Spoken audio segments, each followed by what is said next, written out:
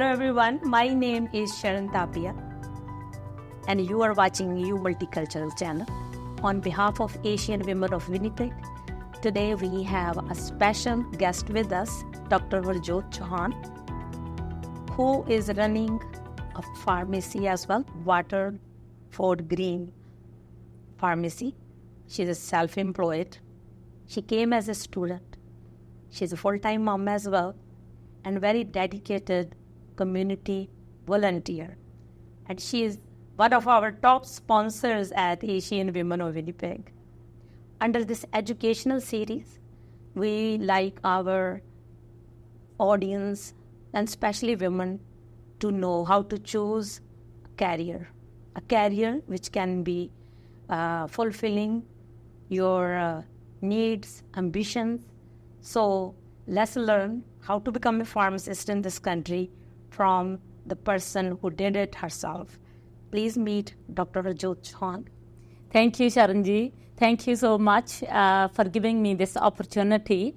I have known you for so many years, and I feel like this is a great place where we can talk about and we can become the role models for the next generation of professionals. So I remember you came as a student. Yes. And you did your master's and PhD here in St. Boniface. Yes. Research Center and with U of M. So tell me your experience a little bit from that. Sharanji, I came as a student. I can see that the one most important thing which was in my mind always is the passion for education. I came from a very highly educated family. My father and mother, they both were teachers, and as I grew up, I wanted to go and help people, and then I became a pharmacist. I did my degree in pharmacy from Punjabi University, Patiala, did my master's in pharmacology, and I had the privilege to work with Dr. Dhalla at St. Boniface Hospital, where I started doing my PhD in cardiology. It was I think as a student, it was very challenging, I can think of. Right. I came to Canada in 2002. It's not, India was different at that time. So you did your pharmacology in India? In Punjabi University, Patiala, yes. Oh, so Definitely. You came. As a master's, I already had a master's in pharmacy.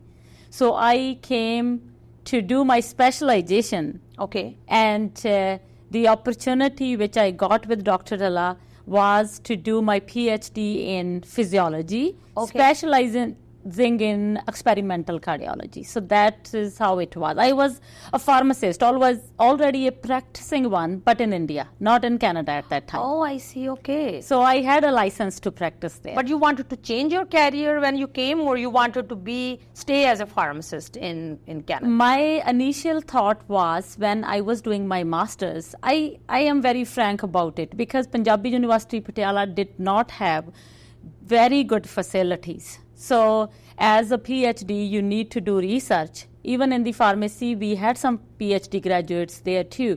But the amount of stress, I have seen the stress. I have seen that how difficult was it for them to undergo, to even do an experiment. Even as a woman, Sharanji, that was a problem too.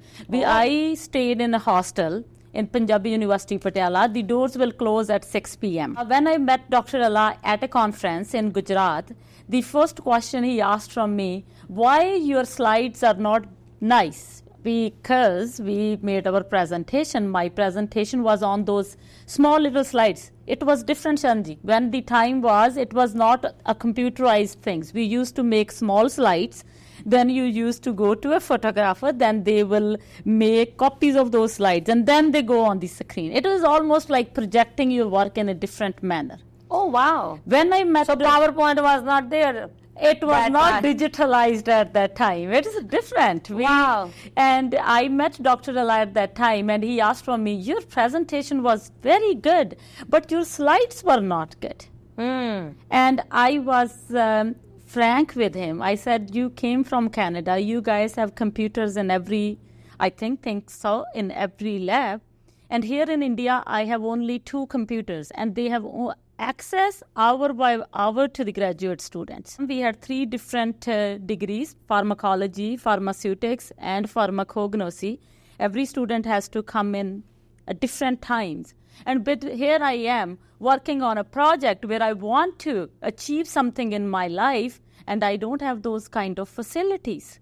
So what you should do? Dr. Allah was very kind. He said, would you like to do a degree with me? You want to pursue your PhD? At that time, after that, my master's, I was working at Ranbaxy in the new drug development. Okay. Sharanji, it seems like a very different environment now in these days. I think we as East Indian, as South Asians, are very much a part of the community because we are hardworking. Yes. Part of our growing up and going to the universities, we have to be much ahead of the game to be. It's a lot of competition in India. You know that. We are dealing with too many levels of competition. Competition as a part of different universities where you will get the admission, competition to do your master's, bachelor. You hear competition is here in Canada too, but we are not competing with millions and billions of other students. So getting a PhD, what you want to do, is very different in India. Oh, wow. So having an opportunity to come to Canada and pursue my career, I think it's a dream come true. And the best part, Charanji, which I like about Canada, there is no gender discrimination. If I am a PhD as a female, I have a male partner working with me on the same desk. Dr. Dalla, as my mentor, or any other mentors at St. B, will never say, Harjot, you are a female, you should leave now. Oh my goodness. Because the environment outside is not good that you will walk to your hostel. You are going in a bus where you are reaching somewhere, and you think that it is not, and driving, Sharanji, is not a part of it's not easy. I think women now in these days are becoming more, learning new strategies. But at that time, I did not even see any one of my friends who can drive very nicely or can even drive. We used to walk to the university. So those were the circumstances which gives you have to think outside the box. You have to think, what should I do? PhD is a very big commitment. It is. So you did your PhD here in Canada. Right. Mm-hmm. And then you still wanted to continue as a pharmacist? Definitely. So you had to study again in order to have the license as a pharmacist? Yes, certainly. That's a very good question you asked. When I finished my PhD, I applied for immigration to Canada because you have to have 1 degree from a Canadian university to apply for a permanent residency to Canada. So you had your, when you came as a student to do the PhD with Dr. Dalla. Yes. Right? And you were already pharmacist. I was already pharmacist in India. And in order to become a pharmacist here, you had to do what? So in order to become a pharmacist here, we have to, it's a process. Okay. We have to evaluate our degrees first. The first thing is document. Even though you were a pharmacist in Definitely, Shanji. It's a document evaluation. Yes. Canadian Board of Examining Pharmacist contact your university where you have done the degree. Right. So my degree was done from Punjabi University, Patiala. So they did all the evaluation that this is a genuinely trained pharmacist from India. That's what it means. Okay. They get all the scripts here. So then the first exam we have to give is the evaluation exam. Okay. Evaluation exam means that they evaluate our degree. It's a 4-year program in India. It's a different program. We will discuss how to become a pharmacist in Canada in our discussion later on. But in the first examination, you have to do the evaluation. Then you have to give a qualifying exam. So there is a fee? There is a fee. And then the third exam is the qualifying examination number 2, where we talk with the patients.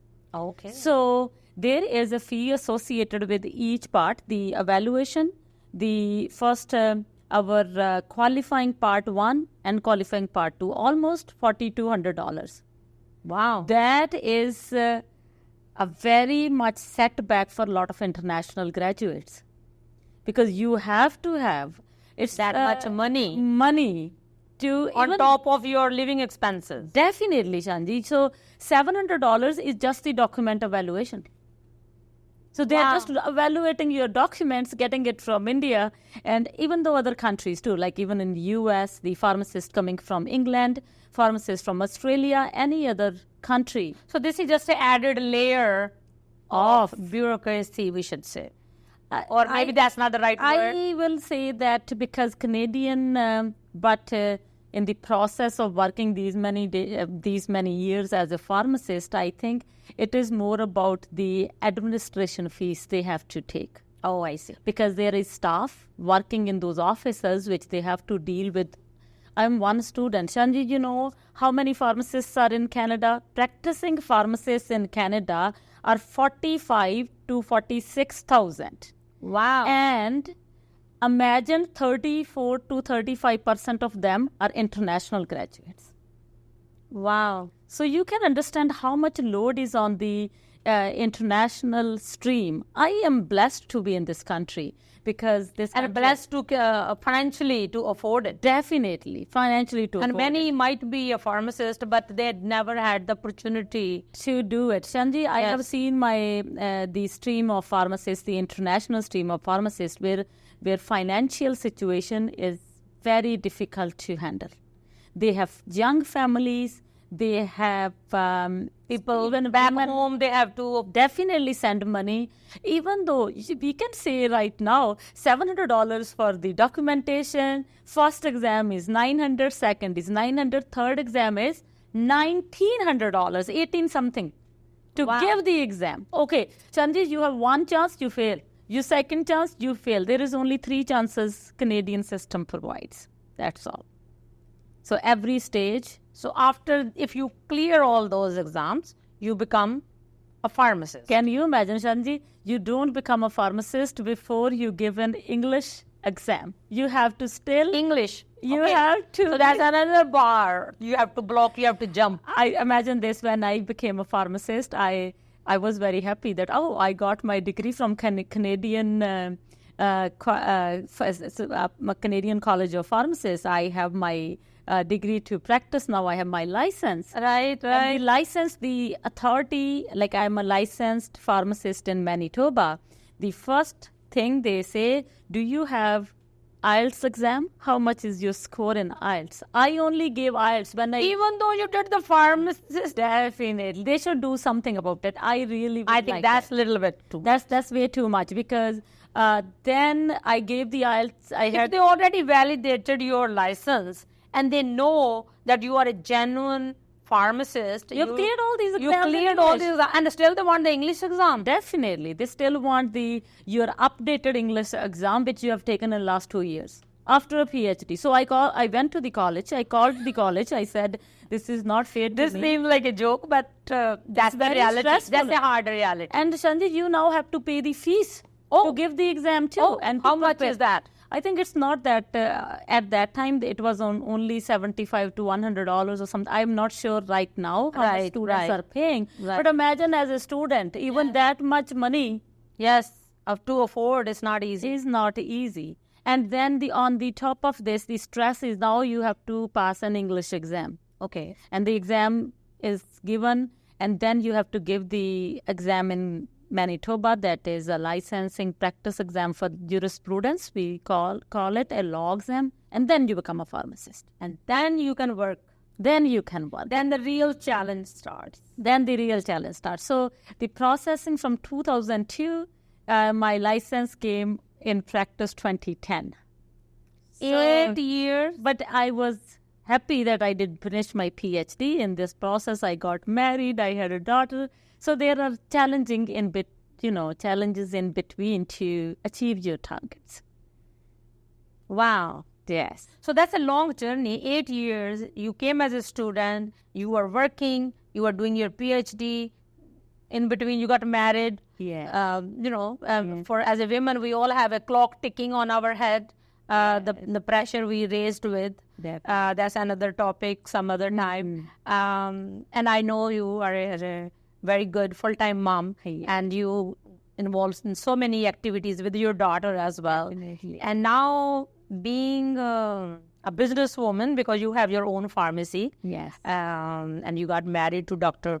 Parmveer Chohan as well. And he's a chiropractor. Yeah. So you got lucky and blessed in the whole process. Yes. But what do you think after all this long journey, what is your take and what you will tell students today? Definitely. So help them. The competition in the field of pharmacy is still very high. Very high. It is University of Manitoba. We will just brush up a little bit of the facts that our processing of being a master's to PhD was a different stream. Now what University of Manitoba has done to decrease all this workload on the ambitious pharmacists and becoming a specialized in certain fields, what they have done, they have made their PharmD program, Sharanji. Okay. So the pharmacists don't have to do a BSc in pharmacy, a master's in pharmacy, and a PhD in pharmacy. Pharmacists, all consolidated in 6 years after grade 12, will be already a doctor in pharmacy. That is known as a PharmD program. Oh, wow. This is new. This is very, very fascinating for our next generation of pharmacists. That's good to know. We have 40 seats for doctorate in pharmacy in University of Manitoba. Oh, wonderful. 10 seats are for indigenous students, if they would like. I like That's that. nice. That's very nice to have some reserved Definitely. seating for Aboriginal And people. the 5 seats, they have done it for the out-of-province students. Okay. So total seats to in University of Manitoba right now are 55 seats. Right. It's a very comprehensive program. Okay. It's too much exciting. I think it's few years into it now, 2 or 3 years maybe, but it is quite. I was looking into it. After grade 12, you just go into the pre-university for 2 years. Okay. Then into the pharmacy school. Okay. There is a test they take. It's known as CASPER test to check your awareness of the system. How do you? But work. that is for the people who are doing, students who are here. Now our next grade 12 generation students. Okay. Next generation of pharmacists, they can come. Oh, I see. International stream. After COVID, Charanji, the international pharmacists, there is a little bit of decrease in the international pharmacists coming into the. Oh, really? Maybe it's the examinations, they are becoming a little harder and harder. And the knowledge now becoming so easily available. People Yes. know what it involves or it takes. Because when you came, you didn't know it's going to take you 8 years Yes. to become a pharmacist. Now, if the system is still same for international students, Yes. then it's hard. Then people know they don't have time to waste for 8 years to become a proper professional here. I will not say If they already wastage. spend so much time, in India getting that education, and then come here and spend another they 4 should or have a 5. stream. I think they are doing it in nursing students now. But I feel like Charanji, the Canadian system and our Indian system of education is a little bit different. Training is needed. I am with the Canadian system. The first year of pharmacy school in Canada and first year of pharmacy school in India is a two different, completely different aspect. We Oh, are really? trained pharmacists going into the industry. We work in new drug developments. We Right. work in the research part. Yes. We are pharmacists trained to go into those fields. Yes. And I believe our all PharmDs will be ready to work with doctors Right. because they are trained in the clinical practice. Yes. They are trained to be clinically profound in different areas. Sanjay, you cannot even imagine pharmacists are in the dialysis unit. They're specialized. Oh. Here in Canada, they are working in oncology. Oh, wow. So they have after doing all this, you were talking about studying. Now, lot of friends, which I know, they have done their specializations after finishing this, and then they are wow. becoming geriatric pharmacists, which are working in long-term facilities. One of my friend, he opted to be a pharmacist in military. Oh, wow. And taking care of the armed forces. Wow. So there are so many different fields they can get into. It's very exciting. It's not only like, dispensing drugs. That's what family thinks. You just go to work, you dispense You drugs. just count the medicines and give it, put it in the bottles and give it. Definitely. That's what, here we are on a platform which we can, stir some excitement into the profession. Right, That right. it's not just only counting pills and, going into there like a crazy person. Oh, I have nothing else to do, just to talk to my patients Yes. and talk to the doctors. We are part of the healthcare team. Of course, very interesting fact, Chanji, which I wanted to let you know. In 2022, they did a survey. Okay. And you know who is the most trusted profession? Pharmacists. We are only 3% upper than doctors. Not doctors. 78% are the pharmacists, Really? 75 are the doctors. So we my. still win. Wow. I think it's the connection. Definitely. It's the connection, and I think the time as a pharmacist you take to explain it to the patient. Definitely. And for some reason, I think I'm not sure how the health system is working, but sometimes I see the doctors are in a very rush to see the next patient. They don't have time to talk to you because they have a number of patients they have to see in a certain time. I don't know, maybe they're getting paid how many numbers of patients they're seeing.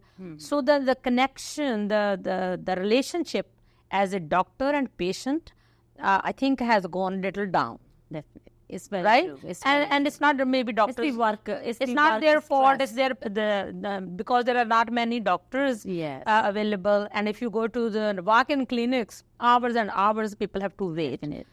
But when you go to the pharmacy, the pharmacist is right there, right at the counter, waiting for you. In that sense, the moment you pick up your medicine, you can talk to the person. Or the moment you order you are talking to the professional. Definitely. And from personal experience, I know once I think my own husband got his prescription and there was something not right, and you phoned back and you said you will phone the doctor and get it fixed. So I was like, oh my God, Yes, that's very, very true. What We are if the first line of defense there? So if the pharmacist not, it's a big job. Definitely. You are not packing the prescription a doctor wrote. Yes.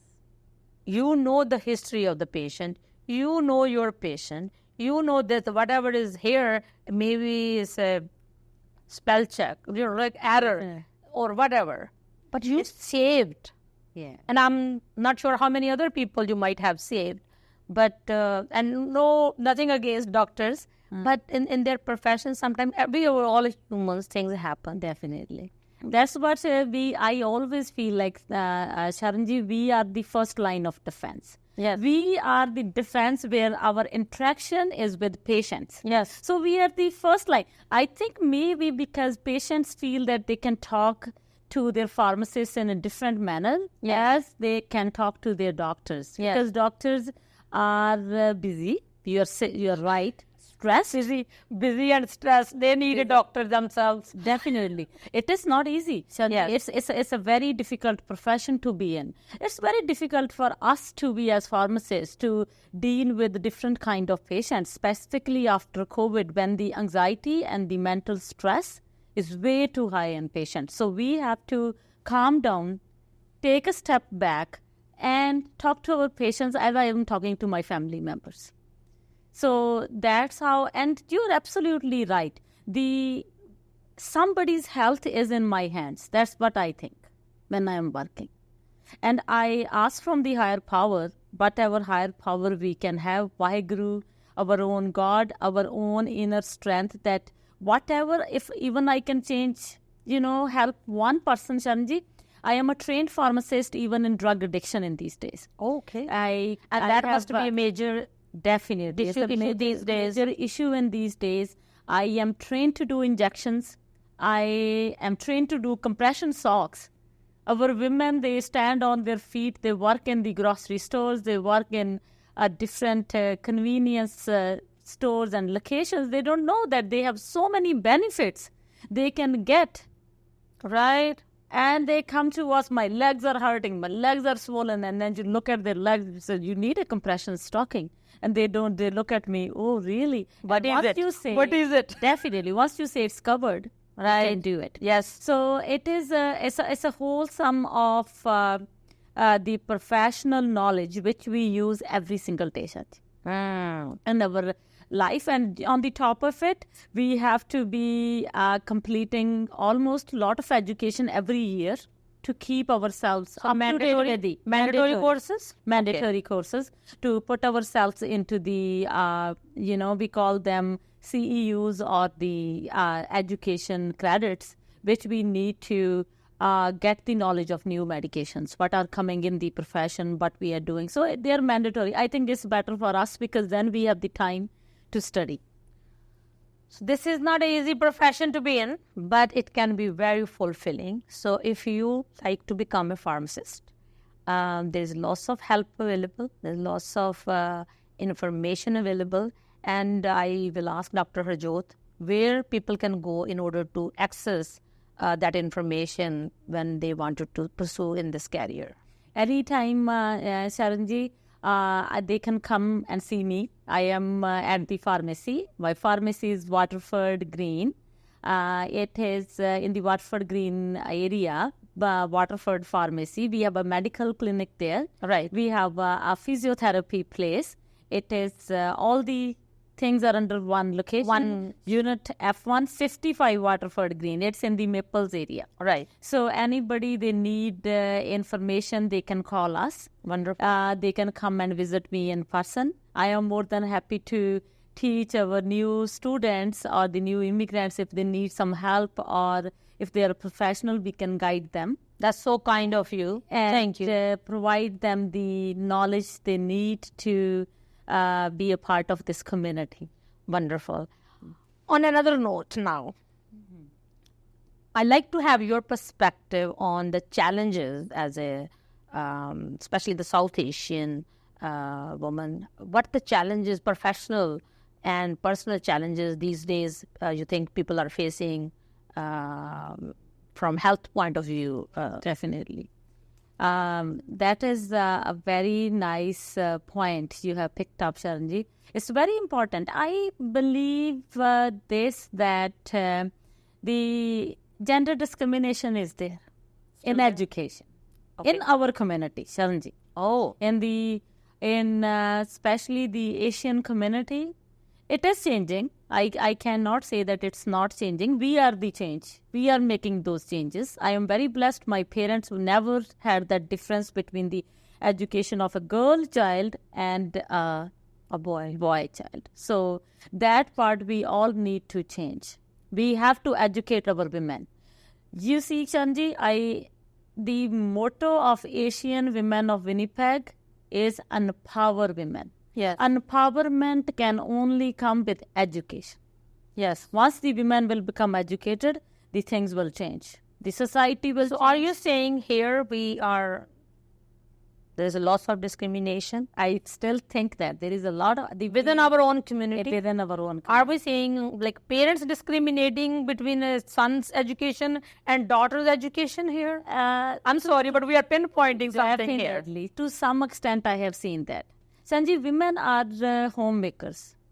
Women are taking care of the thinking that the role has been labeled on them. Definitely. Labeled permanently. That is permanently labeled on them. The career does not come as the first line. If a woman, okay, you tell me, you hit 24, what is the first point that comes to everybody's mind? Get married. Yes. Okay, you get married. Who has the maximum pressure on their mind to have a child? Women. You have to have a child. Okay, how many times you say, I want to pursue a degree and PhD. I want to do this thing before I will have a child. You have grandparents, you have mothers, you have mother-in-laws, you have fathers, father-in-laws, everybody. It's a lot of pressure on women. It's cultural pressure. It's a cultural pressure. And one more thing which is missing as us is the self-care. That's another challenge. That's another challenge. We go to work, we come back home, we take care of our families, and then comes the point, where is the time for me? That's a big one. That's a big one. I need to take care of myself before I take care of my patients. That's how I think, Shanti. Before I even take care of my daughter. She's 16. Yes. If I am happy, I am healthy, my mother-in-law, she loves me so much, Anji. But I cannot take care of her if I am not mentally there, not physically there. So as a woman, as a professional woman, I believe so education is one side. Your health should be your priority before you take care of others. Self-care is number one. Number one, Shanji. Physical and mental, both.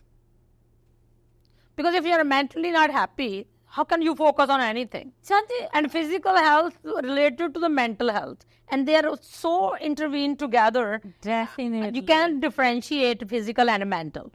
You cannot. If you tell me if your body, your legs are hurting, your body is hurting, you have a pain. You're thinking about the pain. And then on the top of it, as a professional pharmacist, you are seeing a patient who is already anxious and already on the verge of anxiety. Right. And you are yourself is on the verge of anxiety too. Now you will clash. So we are not helping anybody then. Definitely, we are not helping anybody. I think this point, I would like the change that we should, as women, should take care of ourselves. This is a very great conversation, what we are doing. Yes. This is a part of the life which I don't live. I work, I go to work, I take care of my patients, come back home, take care of my family.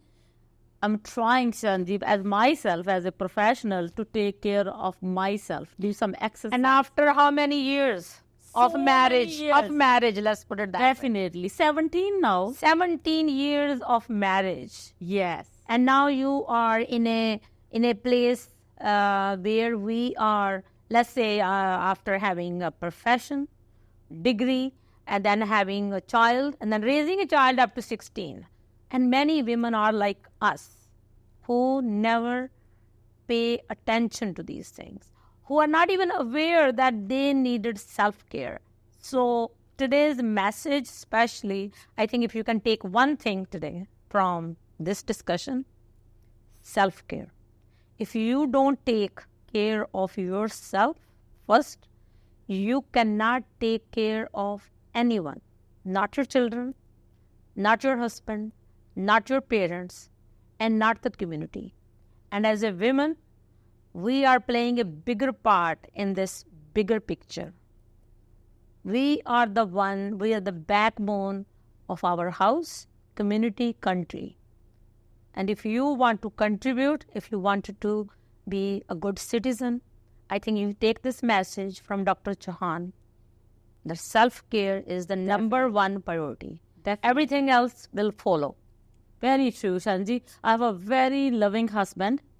But the point is this, if I am not happy, I cannot provide any happiness to him or to my mother-in-law who loves me very much, or my daughter. Oh, your daughter. So by the end of the day, we are talking about being professional. We are high on our things, what we do. We are experts in the field. Yes. And then here comes what your life is. It is all about happiness from within. Wonderful. I think that's a great message. You want to say anything else to the listeners? Any strong message you want them to stay in their heart? I just wanted to let my young generation, my younger self, and to my daughter, who is also in that category, they are very privileged. They are much more privileged than us because they have everything what they need. But one thing will make them different And stand out. In this community is to work hard. And to achieve their targets, they have to work hard. They have to have the education. And especially, Charanji, I am telling my all women, my younger sisters, my kids, my daughter, that without education, we cannot build the next generation. We have to have the women, our daughters, educated so that they can follow the lead and they can build beautiful families. Thank you so much, Dr. Harjot, for your time. Thank you. For your wisdom and sharing your thoughts with us. I hope you listen to this conversation and you get the message Dr. Harjot is trying to tell you. It's very important to take self-care first, and education is a part of the self-care.